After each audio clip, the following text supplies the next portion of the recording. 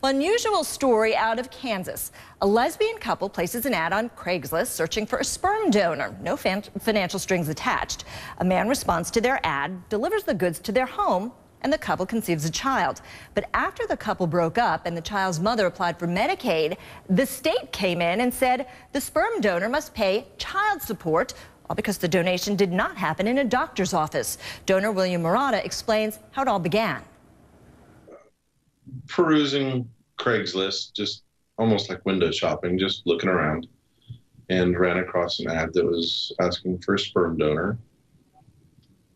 For whatever reason, intrigued my interest, answered the ad. I didn't know that there was no doctor involved. Well, Holly Hughes is here. She's a criminal defense attorney. And, there was an agreement that the sperm donor would be off the hook. Is the state being a little too aggressive in pursuing this? I think they are. And what you're going to find, the law says in Kansas that a sperm donor is not a parent. They are not considered on the hook if the artificial insemination happens in a doctor's office. So you're walking a very fine line here. Now, the law does not go on to say, but if it doesn't happen in a doctor's office, it's just silent on the issue. So when this lesbian couple broke up, and one mother has custody, obviously, she needed assistance. She went and applied for Medicaid, and the state is saying, well, why should the taxpayers be on the hook? So they both got a good argument. What we're going to have to see here is some new legislation to catch up with the times. This is one of those areas where the law has not kept pace with culture and with our changing definition of what is a family and who is responsible. The mother has said that she will pay. Right. She'll be the one to pay. Absolutely. If the sperm donor, does decide that he's going to kick in money, okay, then he could also argue that he's entitled to certain parental rights even. Well, he could, because basically the women and the sperm donor signed a contract. They thought they were doing it right. They said, we're terminating his parental rights.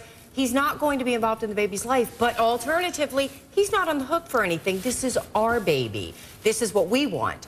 So the state came in and said, yeah, but you know what? We're totally ignoring that, because not only did you not have a doctor for the insemination, you didn't have a lawyer when you drafted the contract, and it's not right. It's against the law. So we're just ignoring it.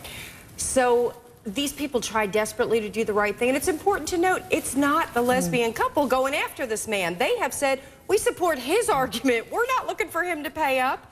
But the state says, too bad, because we don't want the taxpayers to be on the hook. They need to finesse that law so that what they agreed on initially, this couple that adopted the baby, or that had the baby, said, we are the parents. We want to be responsible.